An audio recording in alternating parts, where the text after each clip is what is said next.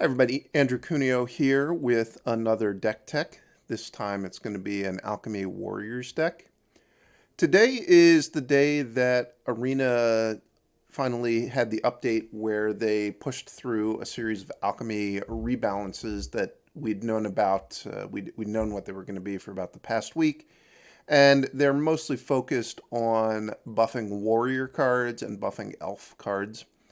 I was pretty critical of the changes they made because it seemed like they weren't really doing anything to address the fact that Black-Red had just been the dominant and kind of overpowered deck in Alchemy for, I would say, I don't know, close to the past month.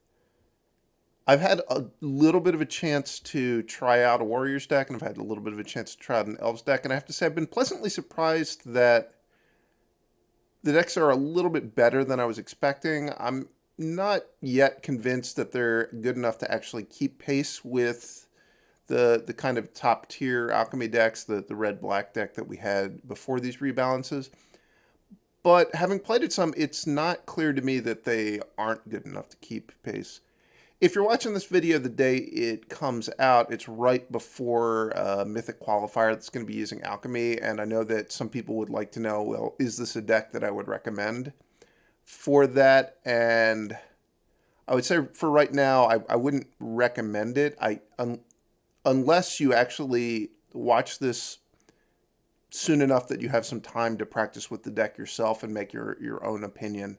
Because I just haven't had enough reps with the deck yet to really say for sure whether I think it's actually a competitive deck with the red-black City Stalker connoisseur type of deck. But with that, I do think that there's some promise, and I have put some effort into trying to refine this deck. Realistically, it's probably not 100% in its best form yet. This is day one with the changes, of course, so there are more things to be tweaked, more things to be tried. But I do think that this deck is actually in a pretty good state. This is maybe version 2 of the deck that I'm going to show you today. So with that, let's go through it, and I'll try to highlight the cards that have been buffed and how they've been buffed, and why this is now potentially actually a pretty good deck. So for starters, one of the cards that received a big buff, and it was already a pretty good card to begin with, was Nahiri, Heir of Ancients. And I think that the changes to this card are that the -2 and the -3 abilities used to, you had to, the -2, you would have to pick a warrior or an equipment. You could only get one card off of it. And the -3 ability, it only counted double your equipment. Now it counts double your warriors and equipment. So those are two really big buffs to the card. It makes the -2 a much more effective way to generate card advantage. And in this deck now, the -3, the turn you cast Nahiri, if you want to use it to kill something, you're almost always going to be able to do it, because the -3 is just going to deal enough damage to kill anything your opponent could realistically have in play.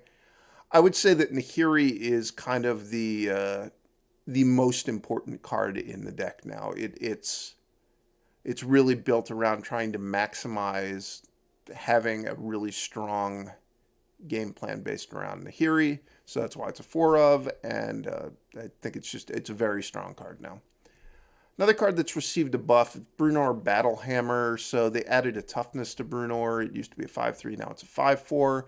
And his also kind of automatic equipping ability, the way it's originally worded, the way it works in paper, it does not work with the reconfigure cards from Neon Dynasty, but it's been reworded so now it does work. So there's no longer the kind of feel bad of trying to build a deck based around equipment and trying to use the new reconfigure cards and having your synergies not really work because the reconfigure is not the same as equipping. So Brunor now just attaches anything that's an equipment, so it works fine with the reconfigure cards. So that is certainly a nice addition, especially because, in particular, when we get to the 1-drops, we're going to see that I've got 4 copies of Rabbit Battery. And so if you have a Rabbit Battery in play and you just have 4 mana and you cast Brunor, you can now put the Rabbit Battery on the Brunor for free, and you've just got an 8-power haste attacker, so that's a really nice combo cards. Legion Angel didn't see a buff. It's just it's a warrior, and there's very strong warrior synergies in this deck now.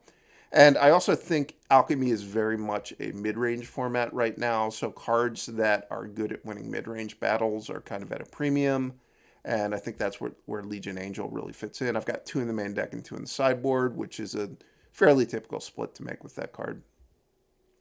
In the 3-drop slot, we've got one card that received a buff. This is Expedition Supplier. If you haven't seen this card before, it was in the original set of Alchemy cards when the format first debuted. And the way it was initially printed, it only worked with humans. It didn't work with humans / warriors. So this is sort of like an anthem effect, kind of, because what it's going to do is basically any creature you cast is going to come into play. You're going to get an extra utility knife. You're going to, at a minimum, be able to put the utility knife on the creature you just cast, kind of giving it +1/+1. You can choose different targets for the utility knives. It's a little bit more flexible in that regard. And one thing this card does is it means that you just, over the course of a game, you're going to build up a lot of permanents in play. In particular, if you're thinking about, curving into a turn 4 Nahiri, a turn 3 Expedition Supplier is going to put a warrior into play and an equipment. So right away, the -3 ability on this card is going to deal 4 damage on turn 4, assuming your opponent hasn't killed your Expedition Supplier or your knife. And if you've played, something on turn 1 or turn 2, you're going to deal more than 4 damage. You can deal 6 or 8 damage. So I think Expedition Supplier has gone from a card that really wasn't seeing any play to, I think this is probably the strongest 3-drop for this style of deck. 2 Maul Skyclaves, just generally a good equipment card. You could consider playing more, but I've been happy with the number 2. I've got 1 copy of Akiri Fearless Warrior. This is a card that didn't receive any buffs. It's just kind of generally a value card in an equipment deck. It's been fine. If there was some other 3-drop you wanted to try, or you wanted to play more Maul with Skyclaves, I would say that would probably be fine. I don't feel strongly that you need to have this card in your deck, but it has been pretty good for me in the games I've drawn it. It hasn't been so good that I would want to be playing multiple copies of it. In the 2-drop slot, we've got another card that's gotten a buff, Plate Armor. It used to cost 3 mana, now it only costs 2 mana. And of course, the important part about this card, if you didn't play AFR Limited, is if you have a bunch of other equipment in play, it gets very cheap to equip. It might cost as little as 0 to equip. And that's one of the things that happens with, Expedition Supplier, is you're going to build up a ton of equipment in play, so it's going to get to be very cheap to equip. Also, as we look at a bunch of the other 1 and 2 mana plays, there's a lot of the reconfigure things that count as both equipment and creatures. So this card, you're going to be able to equip it for 1 or 0 mana a lot of the time, which it's, +3/+3 that's a pretty substantial boost. Arms Scavenger is another card that was released in the initial batch of Alchemy cards. This was one I was excited for when it first came out, and it kind of fell a little bit flat. It's received a buff that equip abilities you activate cost 1 less to activate. So this is going to be helping you out with Plate Armor. It's going to be helping you out with Maul the Skyclaves. It's going to be helping you out with utility knives. It's going to be helping you out with the equipment you get from the spellbook, most importantly. It does not work with Reconfigure, so this deck has Lizard Blades and Ogre-Head Helm. It does not help you with attaching those because that is not an equip ability. Reconfigure is separate from equip. But this is a very, very strong 2-drop. I would say it's probably the strongest 2-drop for this deck because it's a warrior, and it provides you with a steady stream of equipment. If you look at the spellbook, the equipment, they're not really, I wouldn't say they're, constructed all-star equipment, but there's a lot of equipment that is pretty reasonable in rate, in particular, Dueling Rapier. It's just a single red mana. That's a great thing to be getting for free. Tormentor's Helm is pretty good on rate.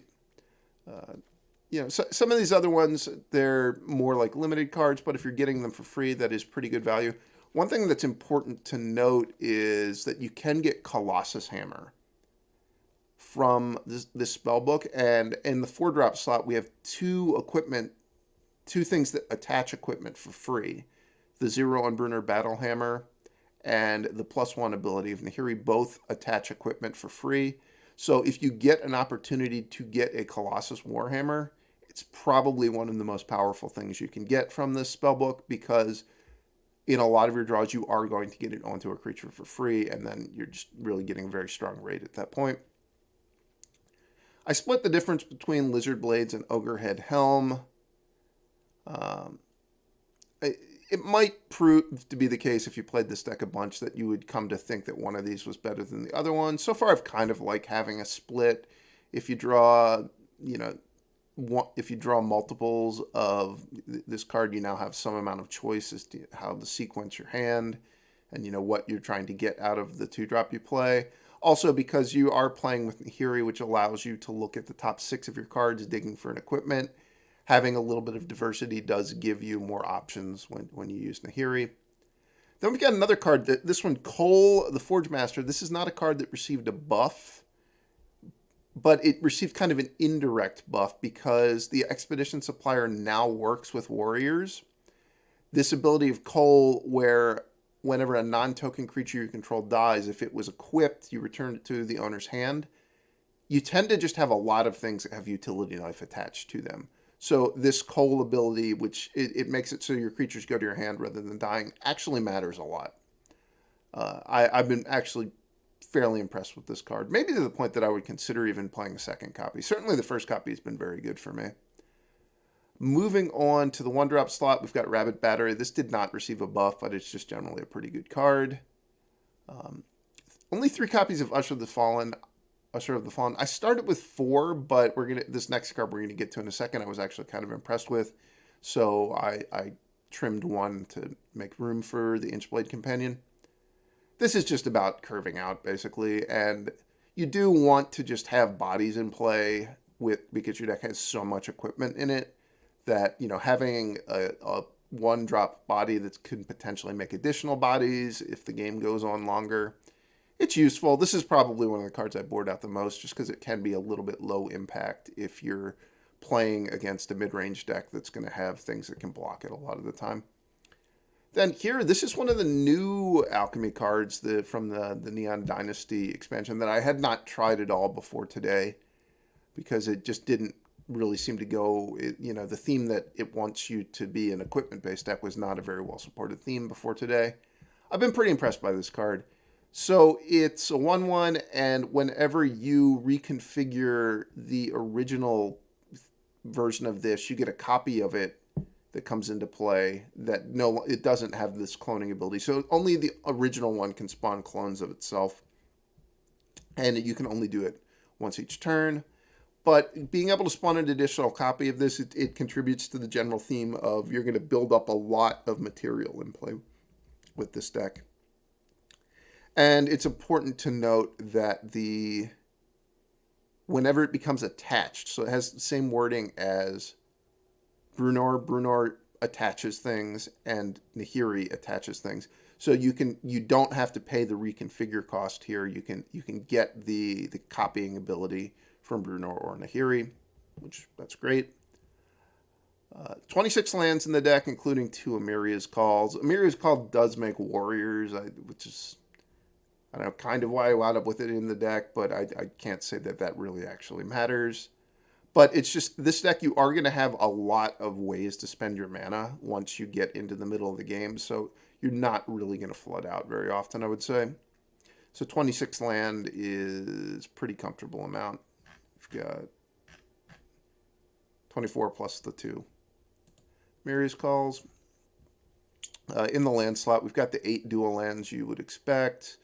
3 creature lands, 1 of each copy of the kind of channel lands. And then there are 2 Secluded Courtyards. And honestly, I wasn't thinking about the Orvars. I'm realizing right now that I'm going to put, how many mountains do I have in my deck? I'm going to put some pathways in my deck, just so I can cast the Orvars. We'll put 5 pathways in. So 3 of the blue-white one. When we get to the sideboard, they're going to be Orvars, spoiler. And then 2 of the blue-red one. One land which I'm not sure about, but I am playing in the deck is Secluded Courtyard, which you're going to want to set on Warrior almost always. But you can choose to set it on Rabbit if you want to cast a Rabbit Battery. You could set it on Insect for Inchblade Companion. You could set it on Ogre or Lizard. So it's not 100% of the time that this is going to be on Warrior, but it is on Warrior most of the time. In general, this is a type of land that I really hate. Lands that only help you cast your creatures, because it makes it very hard to make a well-rounded deck, because usually you can't get everything you want from just creatures. You need to play instants, sorceries, planeswalkers, other permanent types, and then this just doesn't work to fix your mana. But with this deck in particular, so many of the cards are warriors, and the non-warrior cards are not very in color intensive. So I think that it makes this card acceptable to play with, I would say. This could just be Forsaken Crossroads. It might be better, but this is not a deck that wants its lands to come into play tapped, because you are really going to spend all of your mana every turn.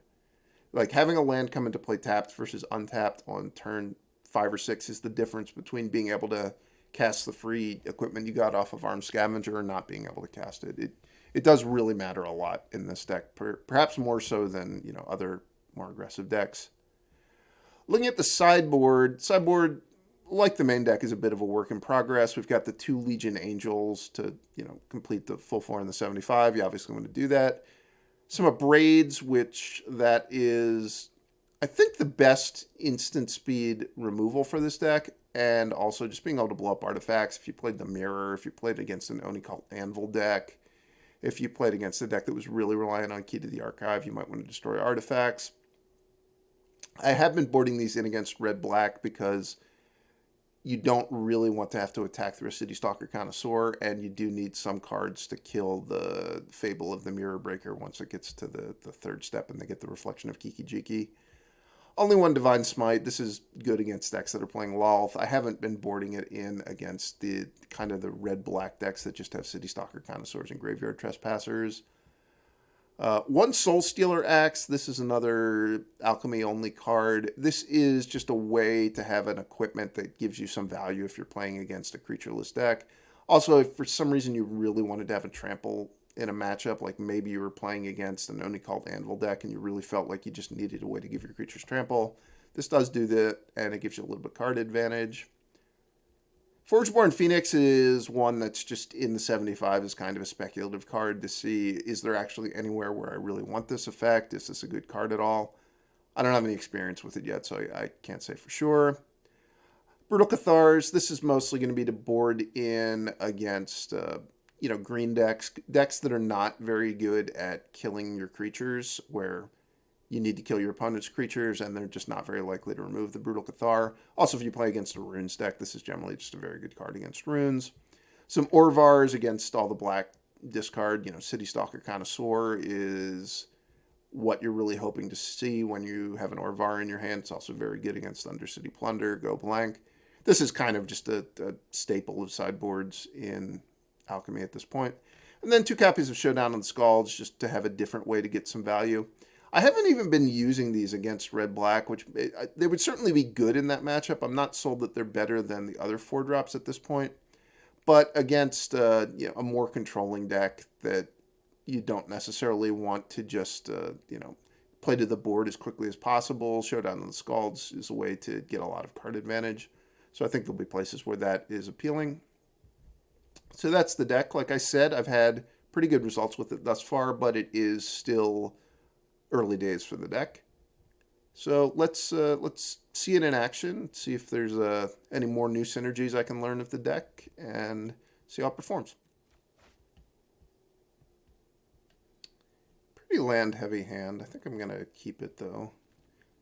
Assuming I draw a spell to cast on either turn 2 or turn 3, I think it's a pretty reasonable hand.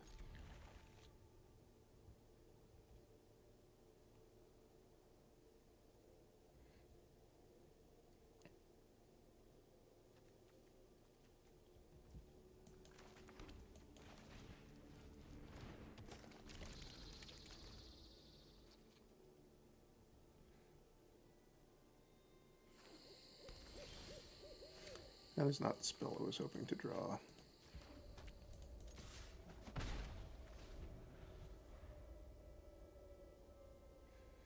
So I'm maybe up against a Werewolves deck, maybe a Runes deck. I don't think Runes decks usually play this particular land, though. So it's probably just a red-green creature deck. Alright, we've got Rabbit Battery. So I'm going to move the Inchblade Companion over to the Rabbit Battery, which will get a new Inchblade Companion, and we'll see if the opponent wants to trade with the Rabbit Battery. I'm hoping that they don't trade just because it means that Brunor is going to get to come into play and really do a lot of damage. But, okay, they did trade. It's not the end of the world. I traded, you know, my 1-drop for the creature part of their 2-drop. Obviously, they're going to continue to get some value from Ranger class as the game progresses. I guess we'll play this one on white. And then here I'm going to use Brunor's ability to attach my Inchblade Companion to Brunor.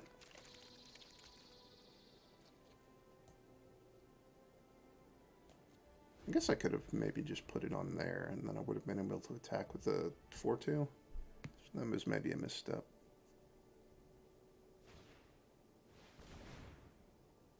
Stovalar. That was not a great turn to draw a land.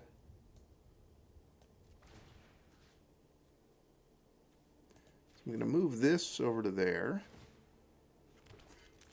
And I'm going to put this here, I guess.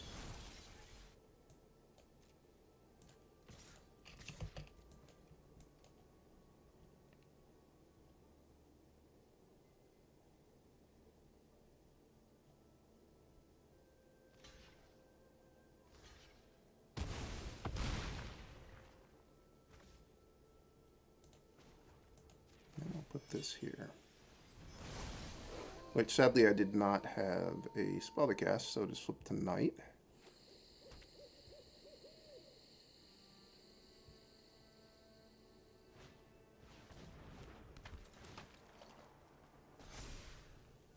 Ow. That's gonna hurt.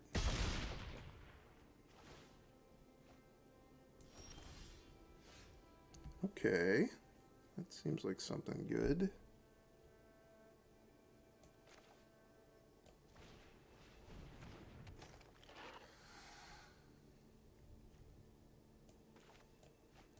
So if I put the Lizard Blades on the Brunor, it'll be lethal. They'll have to chump it,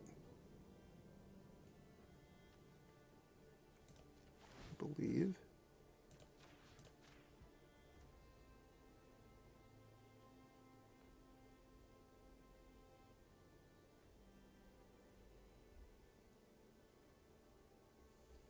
Should I move the Inchblade Companion?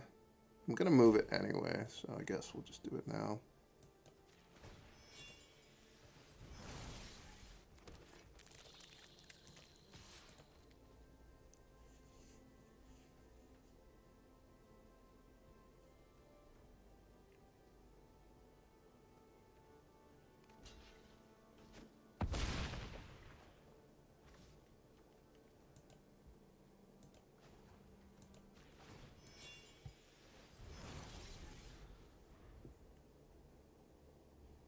These are both only on level 1, so I could conceivably double block this and it would die.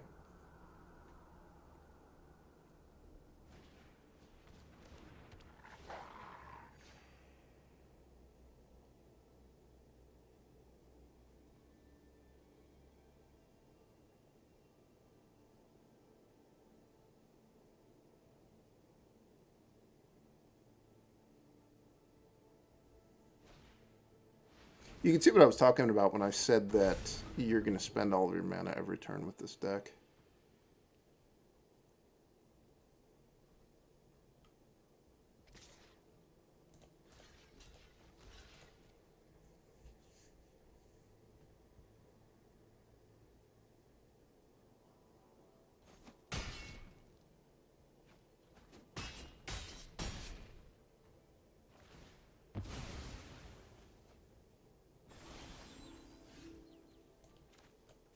It was a great turn not to draw a spell.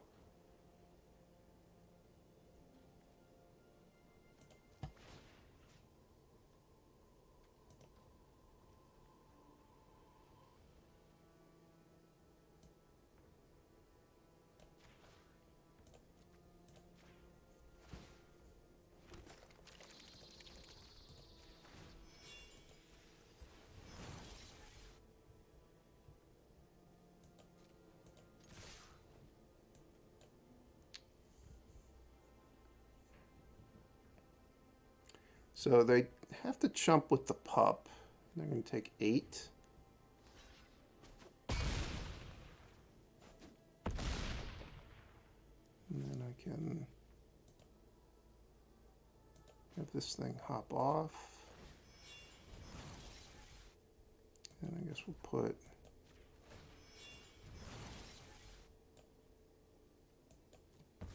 I was going to put one of those on the other one, but I misclicked.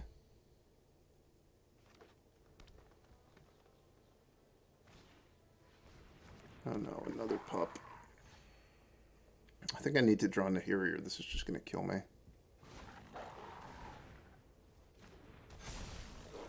Well, that also just kills me.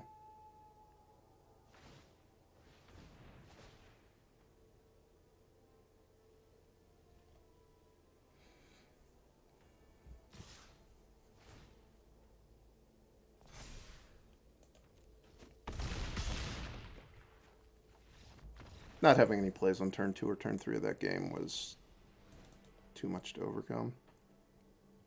Alright, so this is a matchup where I like a Braid just as a way to kill Halar or to kill Tovolar before it flips. I don't really like having Usher of the Fallen in my deck because it just winds up running into Tenacious Pups. I think I'm going to play some Brutal Cathars, probably over one of these Akiris.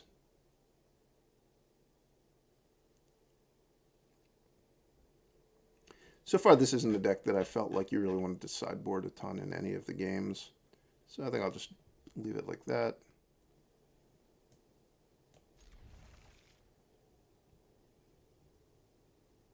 Alright, so I'm going to put this on red for Rabbit Battery, and then this will probably go on white, and I'll dump my Inchblade Companion and Rabbit Battery, and then we'll have them all the Skyclaves on something.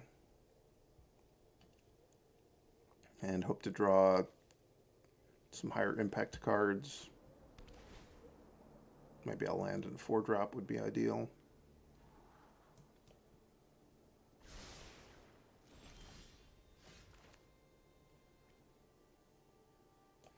Is there a reason not to just play both Rabbit Batteries this turn?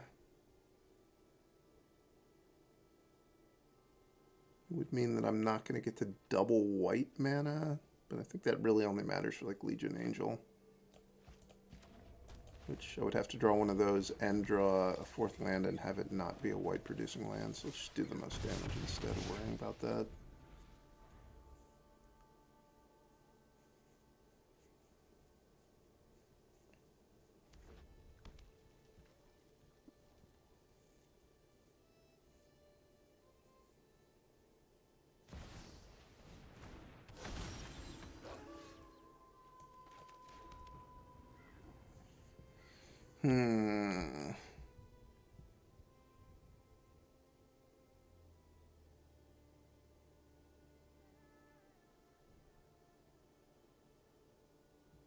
I think I'm just going to let Rahilda hit me in the interest of continuing to deal damage.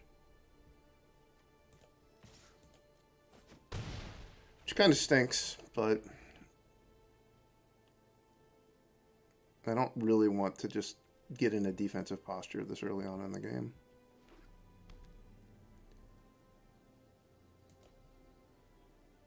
Hopefully Rahilda would hit a land or a card that they wouldn't bother to cast.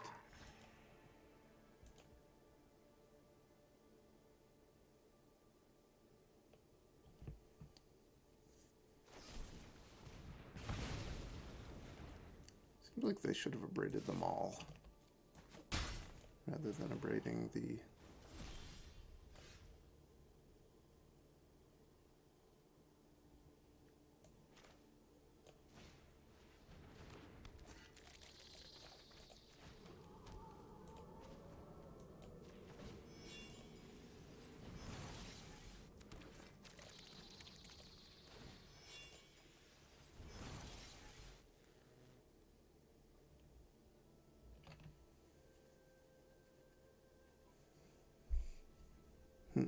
want to attack this turn. What's the card they have exiled? Arms Scavenger, so they would get a spell. I think I'm not going to attack.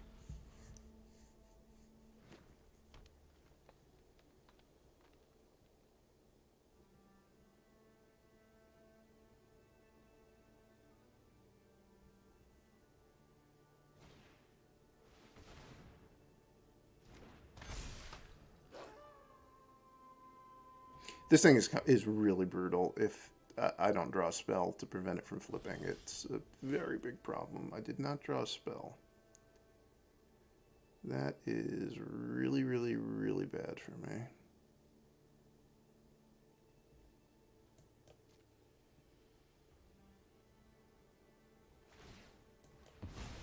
Okay.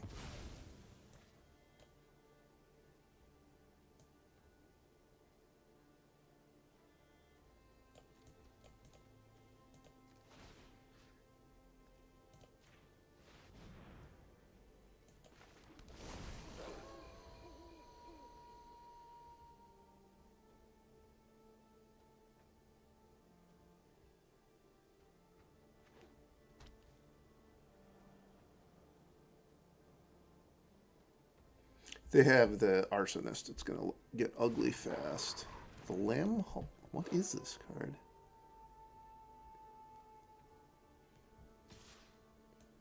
I'm not a fan. Also, I do not think this is a very good attack.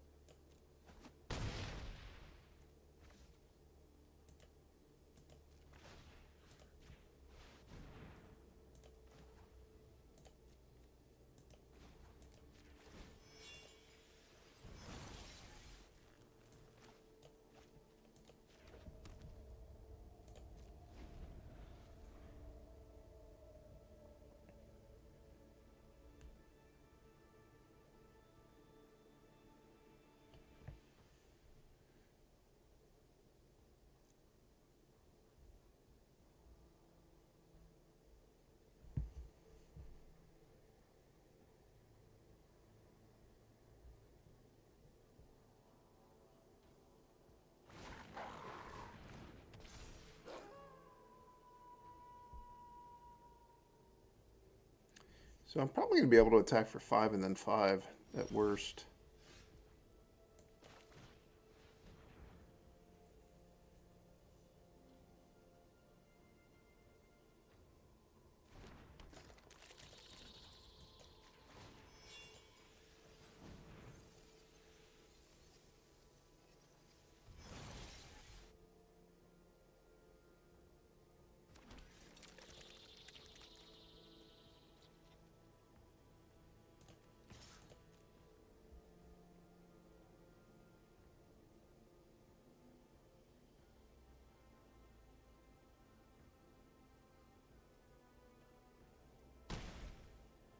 Do I want to move the Maul? Cost a lot to do that.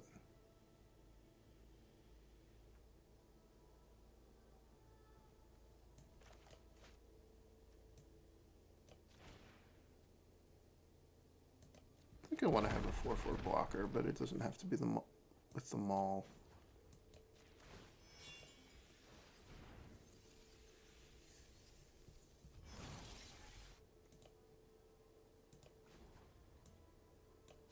I couldn't get to a 4/4 first striking blocker with the amount of mana I had available to me.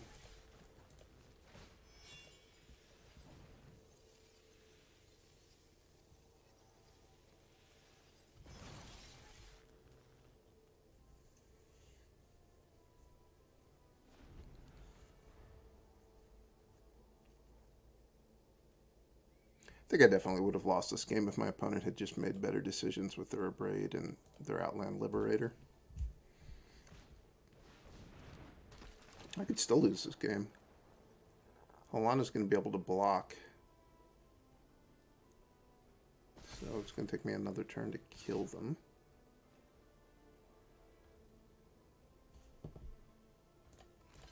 I'll just chump the 6 damage.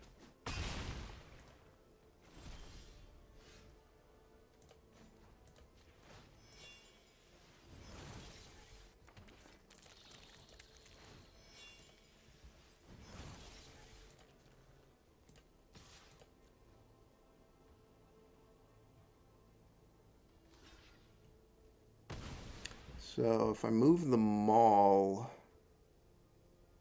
this will still have 1 point of toughness left. Let's move the Maul here.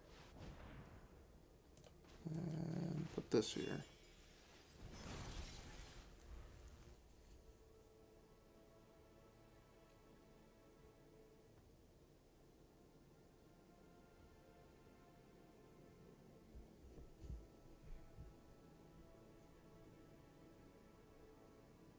This game's kind of shown the power of the Inchblade Companion, because I've drawn so few cards that even affect the game at all. I drew 4 1-drops. I didn't draw this Arms Scavenger. It was exiled by the Rahilda. I drew 4 1-drops and a Maul of the Skyclaves this game. And I'm still winning, in large part because I've been able to sink so much mana into the Inchblade Companion for value.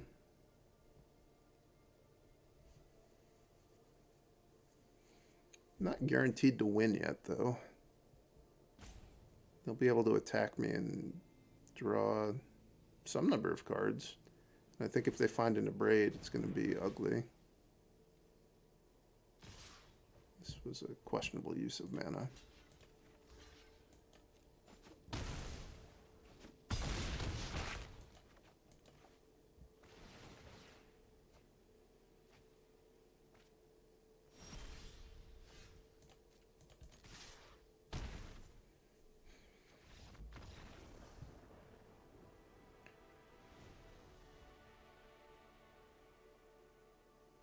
I don't know that there was any reason to feel like I should have sideboarded different. I should sideboard differently. Maybe I would like to have the 3rd Brutal Cathar in my deck over something. They did show me that they have Abrades in their deck, though, so it's not like it's just going to stay in play. Let's just play with it the way it is. Alright. Perhaps I'll get to see Nahiri in action this game.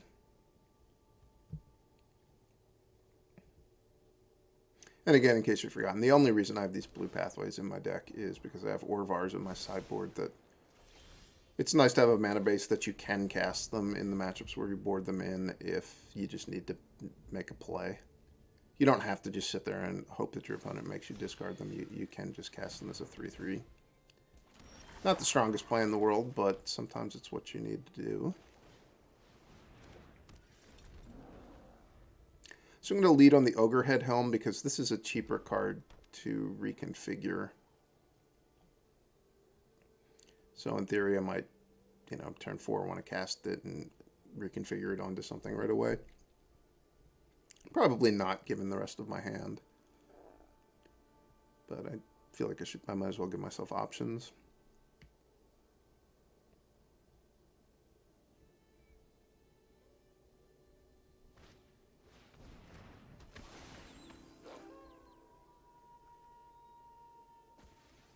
I'm going to trade with this wolf.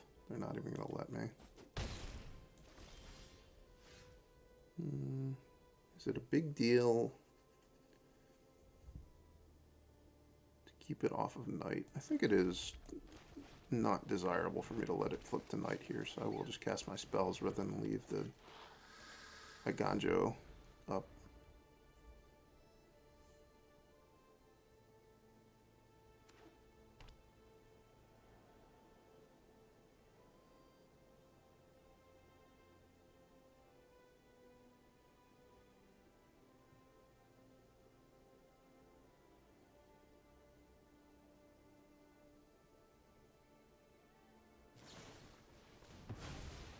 Tangle Trap. All right.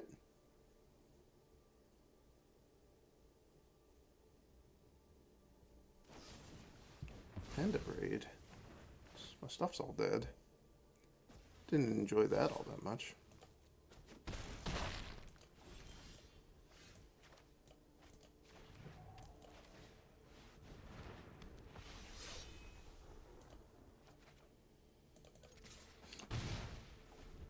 I don't think there's any reason to believe that I would want to chump with my 1/1. If I was in a spot where I felt like I needed to chump with my 1/1 there, the game would just be lost. The game is probably lost.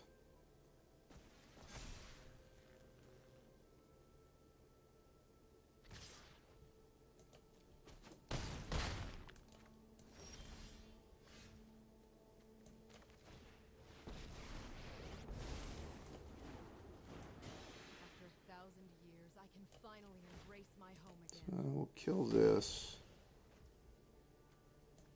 Let's see how things proceed from there.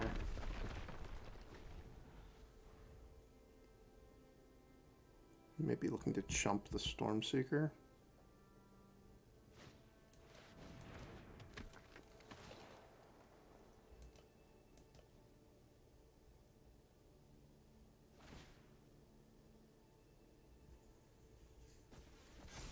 Lana is such a good card.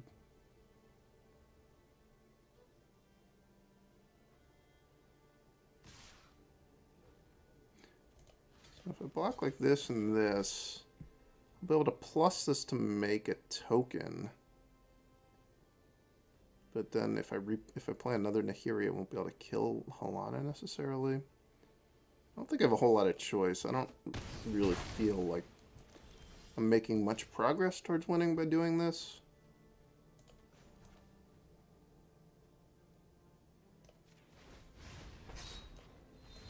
I guess I can just do this. This. Would I rather play a Legion Angel or leave up Eiganjo? I'd rather play a Legion Angel.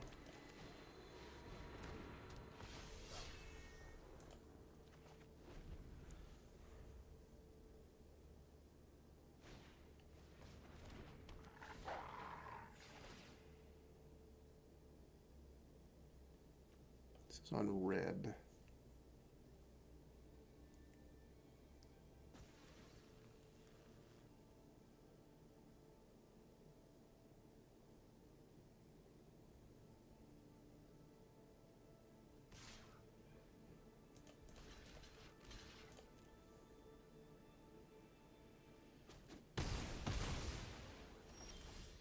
Okay. Might be getting somewhere. Maybe I used the wrong approach.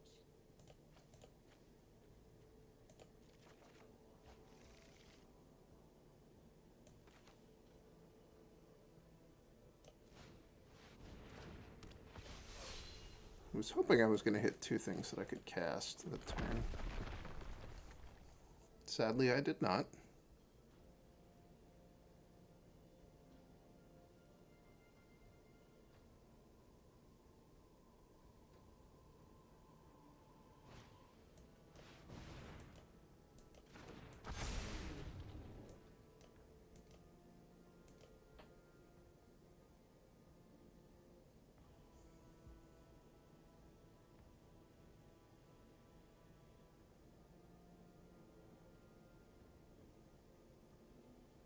The fact that that's a 5/5 is a pretty big deal. It means I can't go Maul, Nahiri, kill it. Which means my turn might just be Legion Angel, Maul.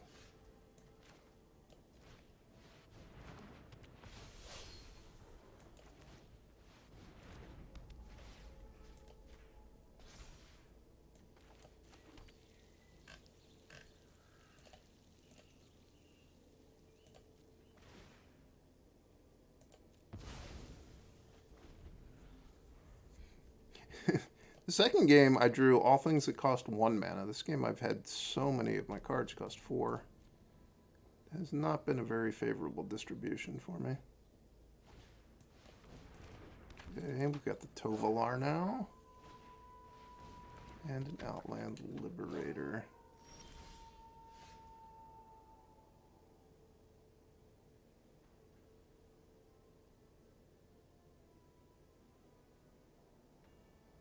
I think if on their turn they had, instead of doing what they did, they'd gone Liberator, blow up the Maul, pump up the Ranger class, I would have been in way worse shape.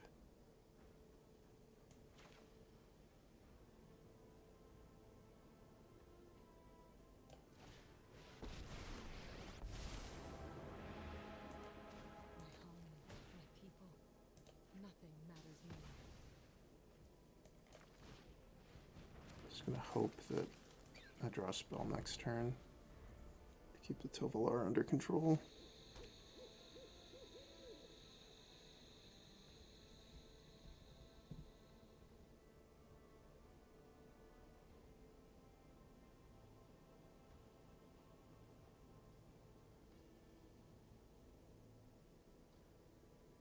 Sadly, I can't even draw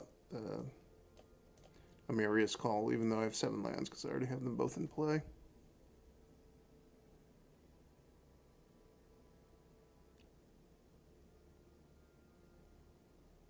I also haven't gotten to attack at all this game, which means that it's way harder for me to kind of pressure them back because they're at 20 life.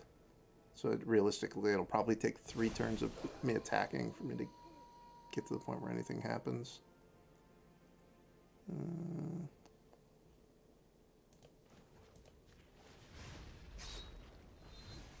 will survive this crisis.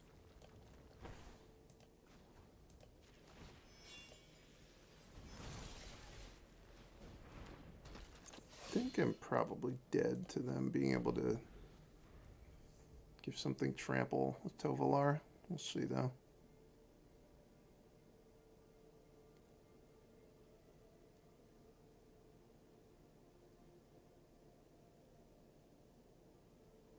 So if they attack with Tovolar, how would I block?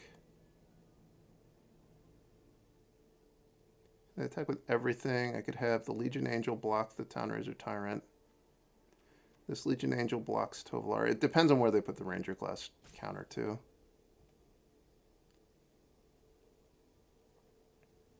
So we'll just have to wait and see. My opponent does not understand how you can wait until I decide how to block before using Tovolar. It's making it a lot easier on me.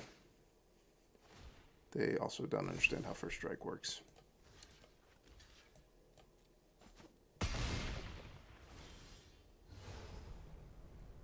I would like... I don't know what we got in there. We've got a fancy hat. That's nice.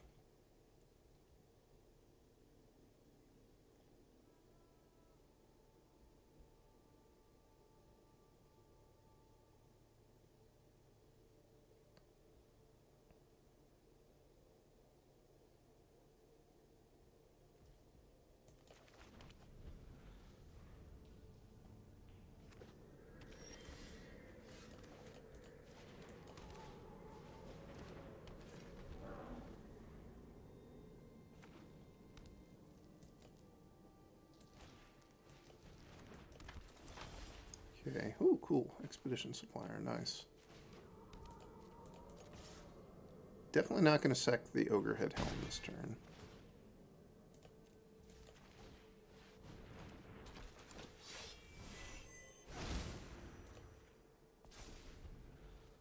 So like I said in the deck tech now, I've got 3 permanents that are counting to this -3 ability in play already, meaning that I could kill a 6 toughness thing, which will not be necessary.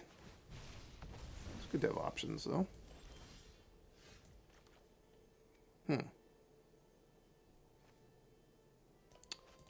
I think I'm just going to go ahead and kill the Nadar.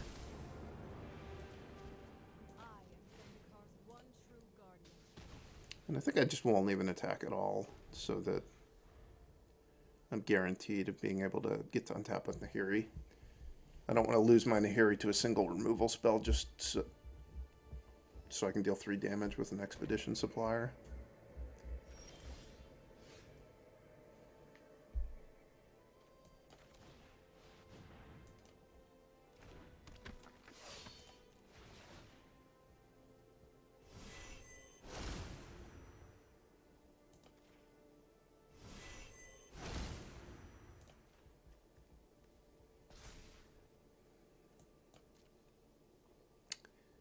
They definitely could have the Wandering Emperor here, which would be sad for me, but I'm still getting to deal some damage. Now you've done it.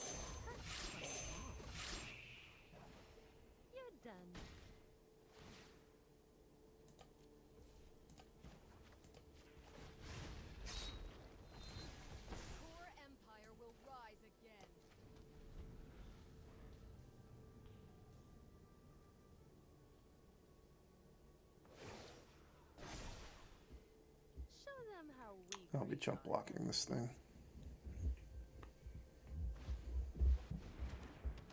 Or not.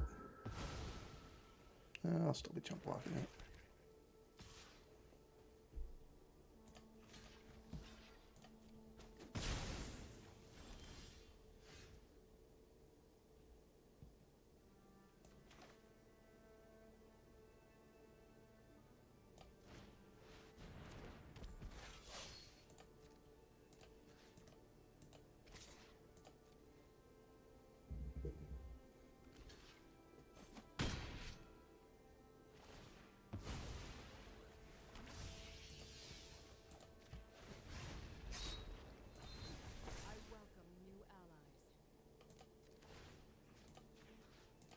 Let's give this illusion a utility knife.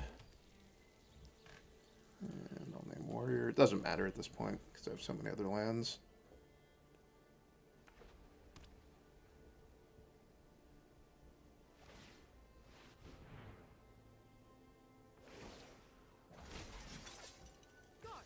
To me. Perhaps I was too harsh.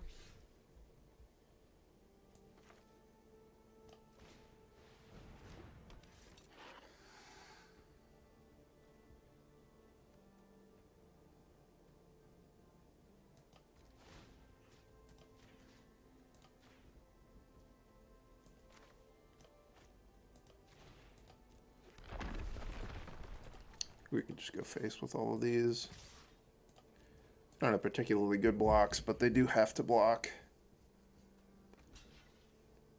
They got a chump block, and do you want to take 16? Which I will sack the Ogre-Head Helm to draw 3 cards, given the option.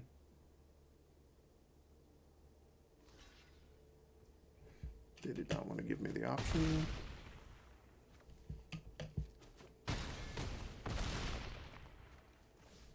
If I wanted to, I could unattach the lizard blades and have it to block.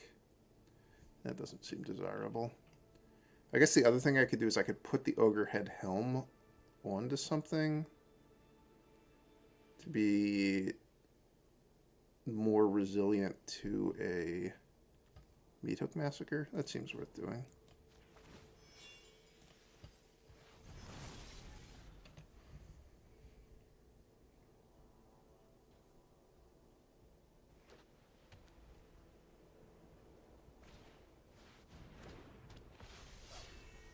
When it has the Legion Angel technology.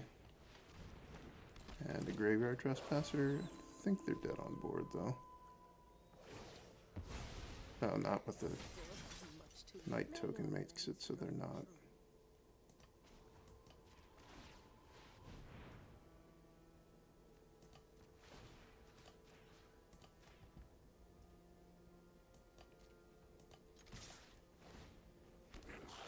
Actually, no, they still are.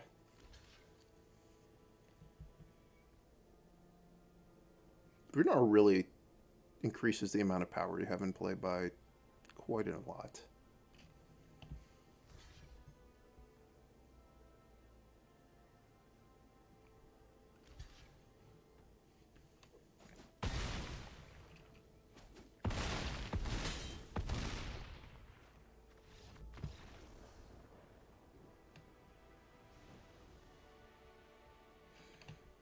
They did not have enough discard that I saw that I want Orvar in my deck.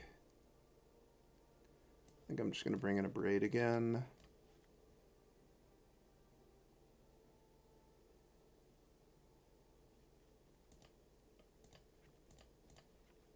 Maybe something like that.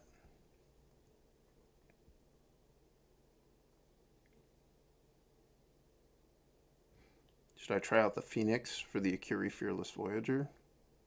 In the interest of science. This will be a... I don't know what the science of studying phoenixes is called, but this is going to be that. Whatever it is, this is the science of studying phoenixes. Phoenixology. Sounds like the official name.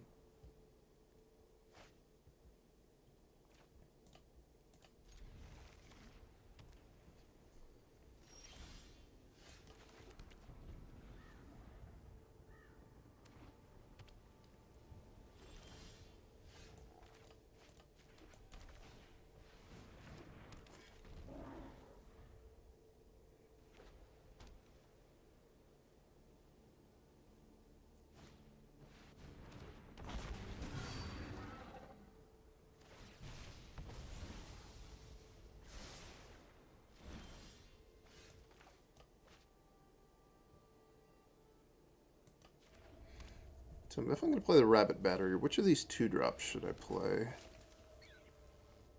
Probably just the Ogre-Head Helm. I'm not going to block. Next turn, assuming they play a 4th land before they attack with Nadar, I'm not going to try to double block because I would just get completely annihilated by the Wandering Emperor.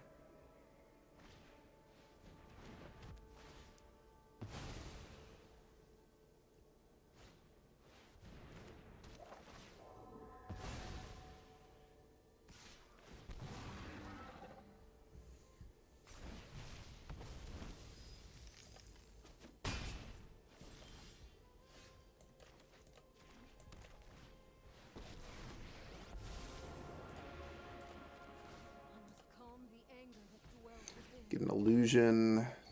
Probably I'll just have the illusion chump the Nadar so I can keep my Nahiri around. Even though I do have another one. I guess rather than chumping, I could also just double block, but they're probably going to go in the Fungi Cavern to make it so double blocking is not appealing.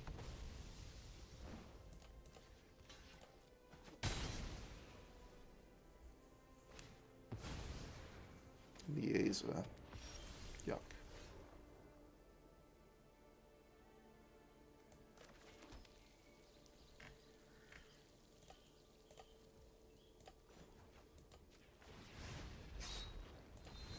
We will protect my home.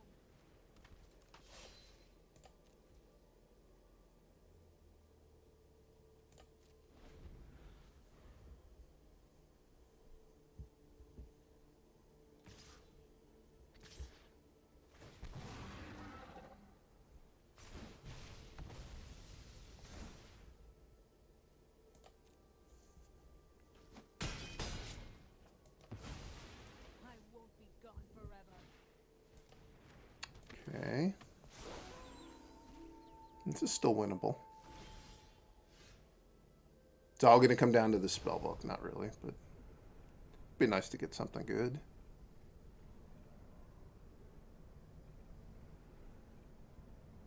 Which is better between the Tormentor's Helm and the Scavenger's Blade? Probably the Scavenger's Blade.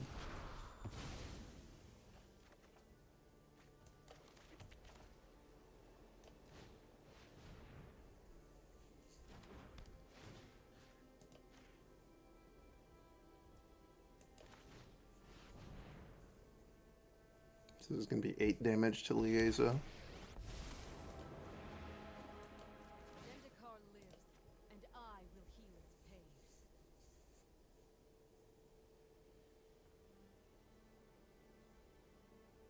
I think my opponent is now regretting that they didn't play Vanishing Verse sooner.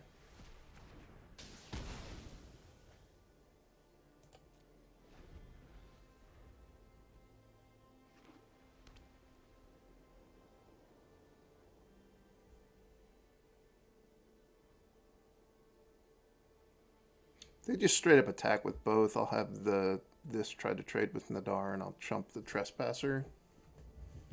That's probably not a very good attack for them, so I would assume that they're going to try to play a spell first, or, I don't know, do something.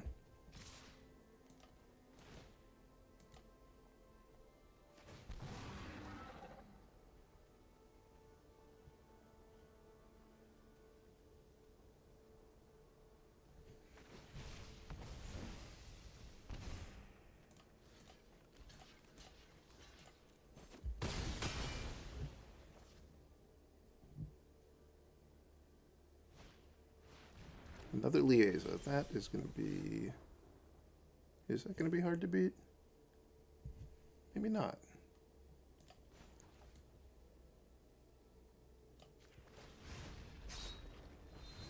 We will survive this crisis. Oh, did I... This is just horrible out-of-order sequencing. I just shorted myself a utility knife, didn't I? That's no good.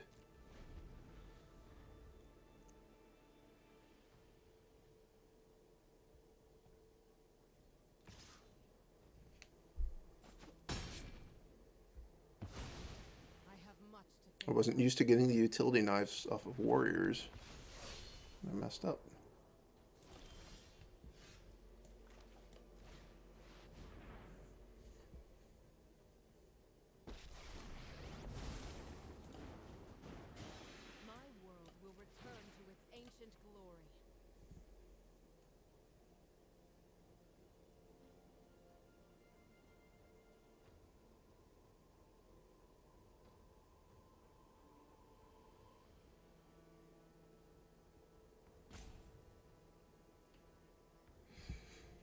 I'm just going to be behind on the Legion Angels, though, so that's not ideal. How many liaisons have they drawn this game?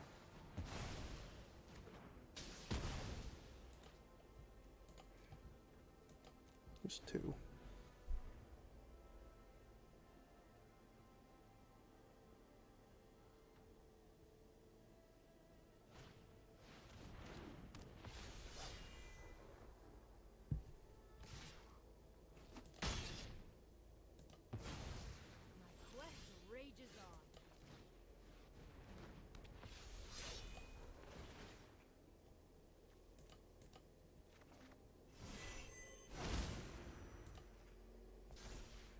Can make it so that my angel is big enough to eat one of their angels if they just want to attack me. So if they don't have a spell, that's maybe going to be good. If they have a spell that kills this Legion Angel this turn, I was going to die kind of regardless. And they do. And I'm dead.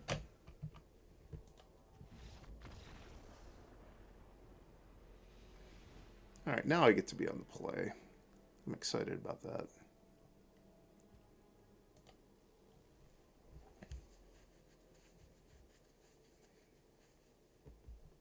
We're going to see some good Phoenixology this game, I think.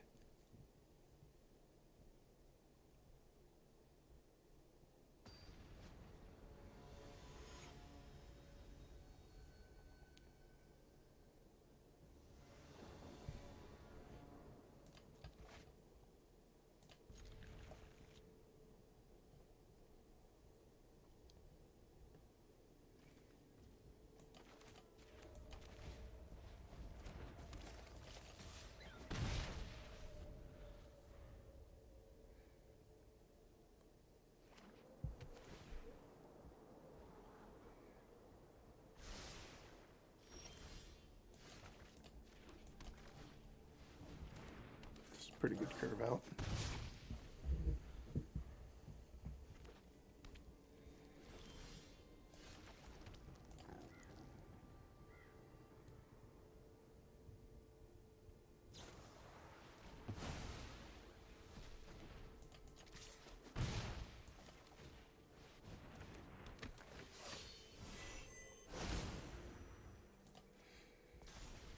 Come on, Legion Angel or Nahiri. Maybe an Arms Stealer would be pretty good.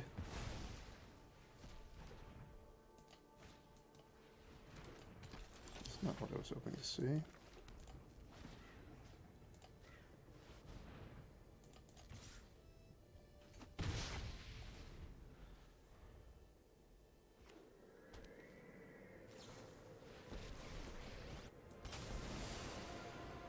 Alright, at least I'm gonna get to use Sokenzan to kill the Wandering Emperor, so that's not a complete disaster. Drawing a land there is pretty disastrous, though.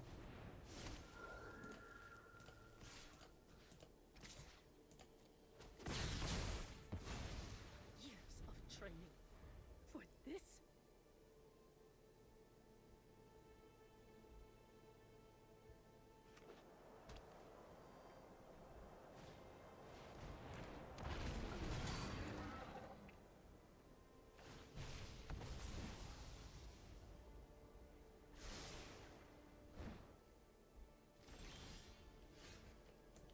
This is not fair.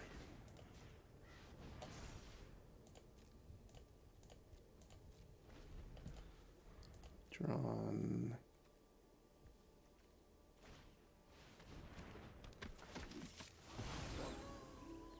Nine lands and 3 spells. That's not a competitive mix.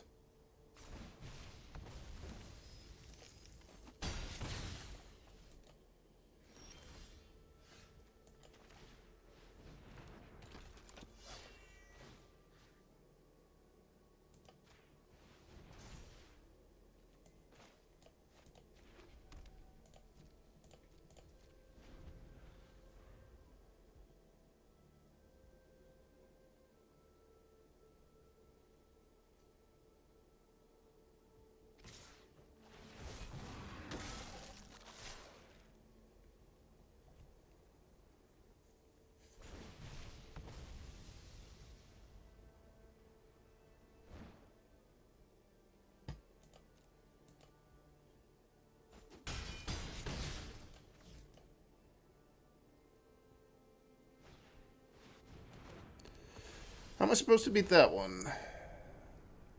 Certainly not with the rogue's gloves.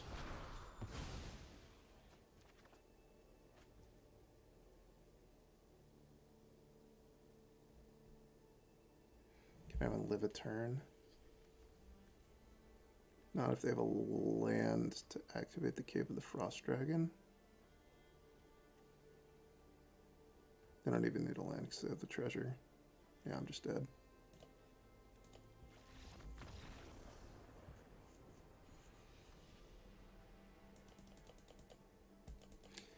Not the strongest showing for the red-white deck. I feel like I had a lot of hands where I just drew a ton of lands.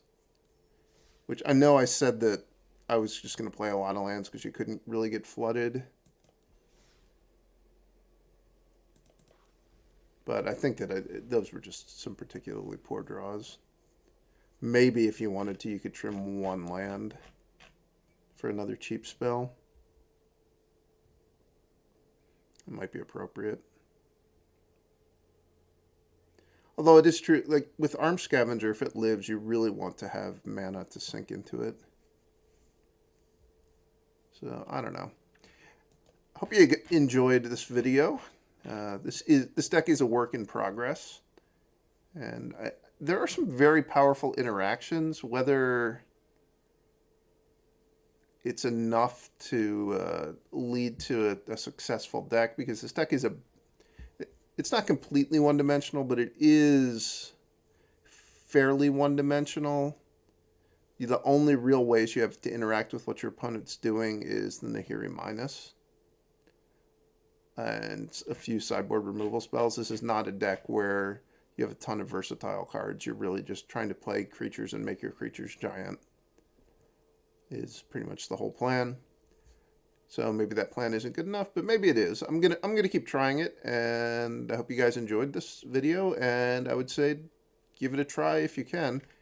The one thing I will say about this deck, though, is it uses a lot of rares that most people will not have crafted. Like, I would imagine very few people have Expedition Suppliers and Arms Scavengers already crafted on their accounts. You may not have Nahiris, depending on how much you drafted this set. And I don't know that I would say that this deck is not good enough that you really want to rush out to craft all of these if you're limited on wild cards. But there is a like an all-access thing, so you could certainly try it in the all-access thing now. With that, I'm going to leave you, and I'll probably be back with a video on elves shortly. So if you haven't already, sub to the channel, and you'll have that to look forward to. Thanks for watching.